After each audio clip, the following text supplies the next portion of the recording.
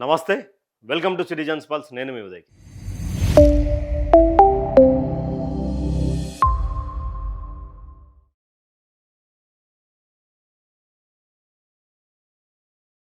ఓ రాజకీయ గందరగోళం. ఒక రాజకీయ నాయకుని కుమారుడి మీద ఫోక్సో చట్టం. కొన్ని రోజులుగా ఒకటే తెలుగు రాష్ట్రాలలో మరియు జాతీయ ఛానళ్లలో వార్తా ప్రపంచమంతా ఒకరే ఇష్యూ. అదే బండి సాయి భగీరథ్ సంబంధించినటువంటి ఇష్యూ. మే 8 తారీఖు రోజు కేసు అయితే మే 12 తారీఖు రోజు ముఖ్యమంత్రి గారు రెస్పాండ్ అవ్వడం, తర్వాత దాని మీద చర్యలు తీసుకుంటామని చెప్పాలి. తర్వాత ఇదంతా జరగడం, డీజీపీకి ఆదేశాలు ఇవ్వడం, ఇదంతా కూడా జరిగింది. తర్వాత మోడీ రాక కోసం బందోబస్తు కోసం మేము అంతా ఈ కేసుని పక్కన పెట్టామని చెప్పి సివి ఆనంద్ గారు చెప్పడం, ఇదంతా కూడా కొంత ఆశ్చర్యకరమైనటువంటి విషయం. ఎందుకంటే పోక్సో చట్టం జరిగినప్పటి నుండి కేసు ఫైల్ అయినప్పుడు 24 గంటల్లో అరెస్ట్ చేయాలి.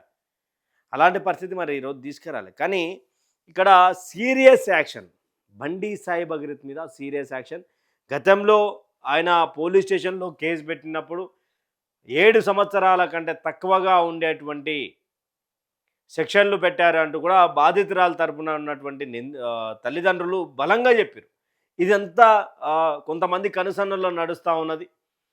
కొంతమంది మమ్మల్ని ఇబ్బంది పెట్టే ప్రయత్నం చేస్తూ ఉన్నారు. ఉంచుతారా, చంపుతారా, ఒక భయంగా బతుకుతున్నాం.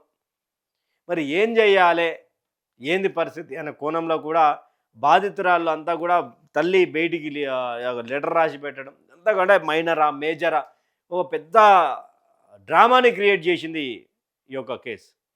అయితే పోలీసులు మే 16వ తారీఖు రోజు ఈయన లొంగిపోయిన తర్వాత లొంగిపోయారని చెప్పేసి అక్కడ బండి సాయి భగీరథ్ సంబంధించినటువంటి లాయర్లు కానీ తన తండ్రి కానీ అదే చెప్తా ఉన్నాడు, నా కొడుకును అప్పచెప్పినాం ఎస్ఓటి పోలీసులకు నా లాయర్ల సమక్షంలో అని చెప్పి ఆయన చెప్పిండు. తర్వాత లేదు పోలీసుల మేమే పట్టుకున్నాం అని చెప్పేసి పోలీసులు అన్నారు. మరి ఇక ఆన్నే వ్యత్యాసం కనిపిస్తుంది. అంటే పోలీస్ వ్యవస్థ కరెక్టా లేకపోతే బండి సాయి భగీరథ్ తండ్రి కరెక్టా అనేది అర్థం చేసుకోవాల్సినటువంటి పరిస్థితి తెలంగాణ ప్రజలు. అయితే ఇక్కడ బండి సాయి భగీరథ్ విషయంలో ఏం జరుగుతుంది అనేది కొంత నాటకీయ పరిణామాల మధ్య రాజకీయం జరుగుతుంది. మేమే అప్రోచ్ కామన్నాం పోలీసులని అంటే మరి 9 రోజుల తర్వాత విచారణ జరిగిన తర్వాత నేనే పోలీసులకు అప్పచెప్పిన అంటే బండి సంజయ్కి తన కుమారుడు ఏడున్నాడో తెలుసు. ఈ విధంగా తెలిస్తే, ఈ విధంగా నిజంగానే బండి సంజయ్ లొంగిపోమని చెప్పి తన కుమారునికి చెప్తే తన పోస్టే నిదర్శనం అయితే మరి 9 రోజుల పాటు బండి సాయి భగీరథ్ ఏడున్నాడో కేంద్ర సహాయక శాఖ మంత్రికి తెలుసు.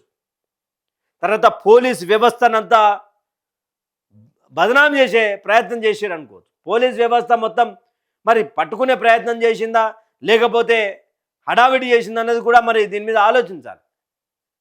అసలు ఎక్కడో ఉన్నటువంటి వ్యక్తిని తండ్రి అపయపడం వెనుక కూడా అసలు ఏం జరిగింది? ఆడ విచారణ రాకపోయేసరికి ఇంకా తిరగబడే అవకాశాలు ఉంటుంది. పబ్లిక్లో ఒక నాన్ సెన్స్ క్రియేట్ అవుతుంది. తర్వాత మమ్మల్ని ఇబ్బంది పెడతారు, నమ్మకం పోతుంది అనే ఒక విషయంలో హడావిడి చేశారు. నిజంగా 9 రోజులు పారిపోయినటువంటి వ్యక్తి ఇంట్లో ఉంటాడా? ఇంటికాడ సోదలు చేశారు, మేనమామ ఇంట్లో సోదలు చేశారు, తర్వాత కరీంనగర్ ఇంట్లో సోదలు. మరి పారిపోయినటువంటి వ్యక్తి ఇంట్లో ఎందుకు ఉంటాడు? ఎందుకు ఈ హడావిడి? నేను అప్పచెప్తా అని చెప్పి మీకు ఆల్రెడీ బండి సంజయ్ చెప్పే ఉంటాడు కదా. ముఖ్యమంత్రి రేవంత్ రెడ్డి గారే కాంక్లేవ్లా మరి బండి సంజయ్ కుమారుడు కాబట్టి బండి సంజయ్ వచ్చి అప్పచెప్తే బాగుంటుంది అంటారు. అదే సామాన్యునికి కనుక అయితే అదే తల్లిదండ్రులకు ఫోన్ చేసి నీ కొడుకుని పట్టించేంతవరకు మేము పట్టుకోమని చెప్పి పోలీస్ శాఖ చెప్తుందా?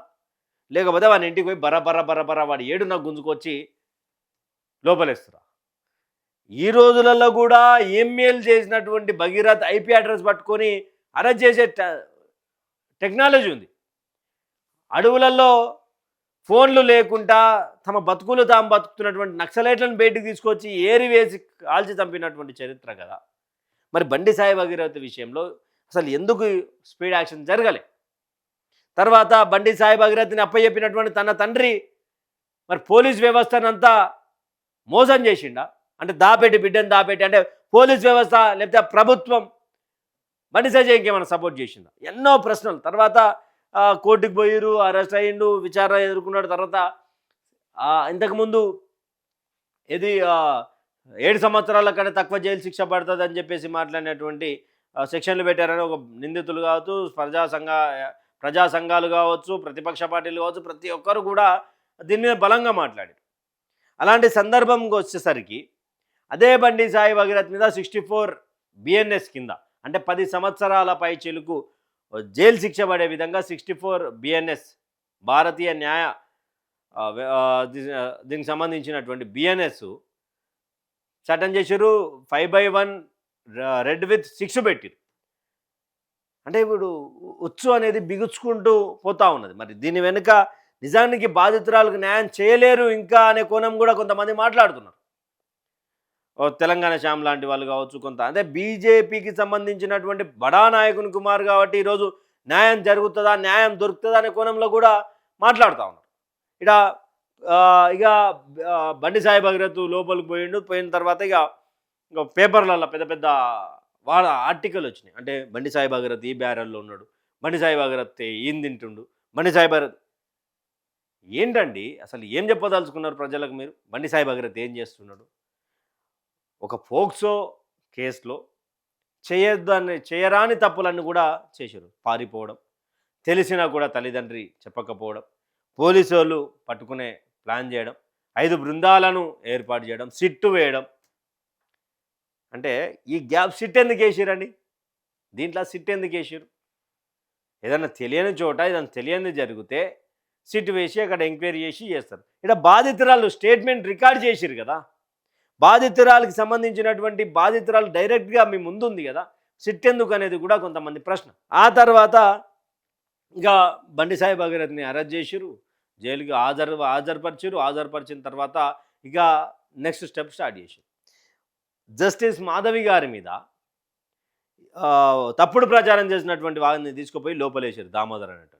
తర్వాత బండి సాయి భగీరథ్కి సపోర్ట్గా ఇన్ఫ్లుయెన్సర్లు దాదాపు 30-35 మంది ఇన్ఫ్లుయెన్సర్లు బండి సాయి భగీరథ్ అంటే ఒకటే కంటెంట్ని కాపీ కొట్టి ఒకటే కంటెంట్ని ఆడ రుద్దే ప్రయత్నం చేశారు. అంటే బాధితురాల్ని బయటేసి విక్టిమ్ ఉన్నటువంటి వ్యక్తిని తన ఫేస్ ఐడెంటిటీ రిలీజ్ చేయడం, తన మీద కనీసం బ్లర్ వేయకపోవడం, తనకు సంబంధించినటువంటి డేటా బర్త్లు, తనకు సంబంధించినటువంటి పాస్పోర్ట్లు, తనకు సంబంధించినటువంటి రేషన్ కార్డులు, తనకు సంబంధించినటువంటి దాన్ని ఏమంటారు ఓటర్ ఐడీలు అన్నీ రిలీజ్ చేశారు. సరే సోషల్ మీడియా ఇన్ఫ్లుయెన్సర్లు దేంతో దానికో అమ్ముడు పోయారో లేకపోతే ఏదన్నా సహాయపడతారని చెప్పి చేసిరో ఇదంతా జరిగింది. కానీ కొంతమంది సీనియర్గా చెప్పుకునేటువంటి జర్నలిస్టులు కూడా డైరెక్ట్గా తమ ఆ అమ్మాయికి సంబంధించినటువంటి బాధితురాలకు సంబంధించినటువంటి రిలీజ్ చేసిరు. వాళ్ళ మీద కేసు అయింది. దాదాపు 8 మంది మీద ప్రజా సంఘం యాత్రకు సంబంధించినటువంటి BJP office Bandi Sanjay office వాళ్ళ మీద, పాయల్ శంకర్ బీజేపీ ఆఫీస్ మీద, మగధా న్యూస్ మీద, ఇక్కడ జర్నలిస్ట్ జోర్దార్ సంతోష్ మీద చాలామంది మీద నోటీసులు ఇచ్చారు. ఇంకా 16 మంది మరి దొరకాలి. యూఆర్ఎల్ ఏంది, దొరసాయి ఒక నెలకు మంచి సంపాదన ఉన్నది, మంచి ఫేమ్ ఉన్నది, ఎందుకు ఈ దొరసాయి ఇవన్నీ ఇన్ఫ్లుయెన్సర్లను కూడా తీసుకుపోయి బొక్కలేసే కార్యక్రమం స్టార్ట్ అయింది. తర్వాత నిందితురాలు తల్లి చెప్పినట్టు 10 మంది దోస్తులు ఎవరైతే ఉన్నారో భగీరథ్ దోస్తులను విచారణ నిన్న చేపట్టారు.